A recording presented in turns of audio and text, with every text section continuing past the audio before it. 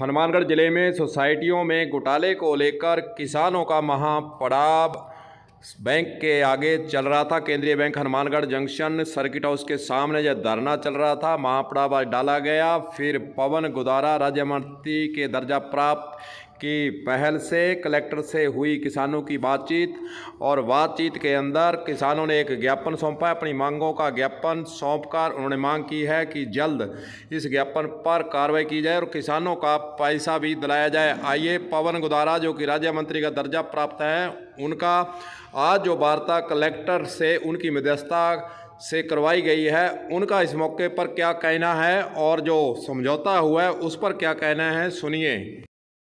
देखिए, आज किसान भाई रतनपुरा में जो हुआ उसके लिए बड़े समय से आंदोलनरत थे। मैं आज हनुमानगढ़ आया तो उनसे बात की, क्योंकि आज 4 साल का जो कार्यक्रम था उसमें भी हमने देखा कि जिला कलेक्टर के माध्यम से जिला कलेक्टर महोदय रुक्मिणी रियार जी, एसपी डॉक्टर अजय सिंह जी के साथ बैठ के किसानों की वार्ता हुई। बड़ी सकारात्मक वार्ता रही। जिला कलेक्टर ने भी उनको आश्वासन दिया कि भविष्य में आने वाले समय में भी जो भी उनकी मांग है उन पर निश्चित रूप से पूरी कार्रवाई होगी। पहले भी वो पूरी कार्रवाई कर चुकी हैं। गोविंद मेघवाल जी प्रभारी मंत्री जी से भी किसानों की वार्ता हुई। तो आने वाले समय में मैं कहूँगा कोई भी किसान भाई जिसकी जो भी समस्याएं हमारे किसान भाइयों को आई है, निश्चित तौर पे सरकार उनका पूरा निस्तारण करेगी, उनकी समस्याओं का समाधान करेगी। सरकार के स्तर से आपके क्या प्रयास रहेंगे कि किसानों का पैसा जल्द से जल्द? देखिए, मैं तो खुद किसान परिवार से हूँ, उनके साथ हूँ, था और रहूँगा। इसीलिए आज मैं खुद चलकर धरने पर भी गया, किसानों से बात की, क्योंकि सर्दी के मौसम में कोई किसान भाई युवा बेरोजगार अगर धरने पर बैठता है तो उसका दर्द हमको भी होता है और सरकार को भी होता है।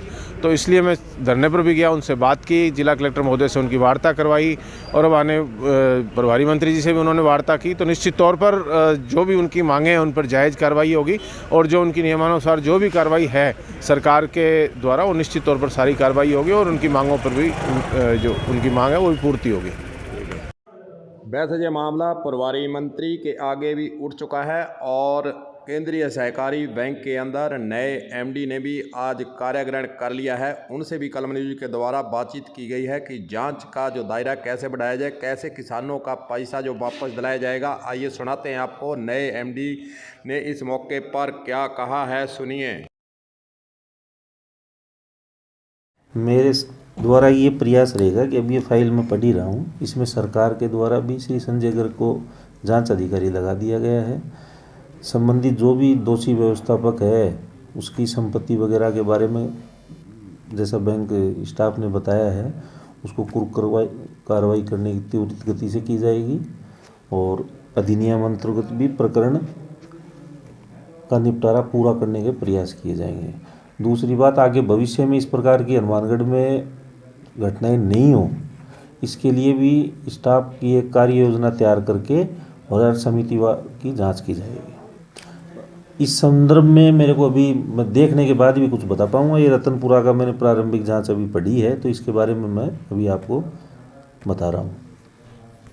अब देखने वाली बात यही है कि प्रभारी मंत्री तक सोसाइटीज़ के घोटाले को लेकर जो बातें हैं वे उठ चुकी हैं। मंत्री के द्वारा भी कहा गया सरकार स्तर पर इस मामले को उठाया जाएगा। देखना यही है कि किसानों का पैसा कब वापस मिलता है। कलम न्यूज के लिए गुरदेव सिंह सैनी की हनुमानगढ़ से खास रिपोर्ट।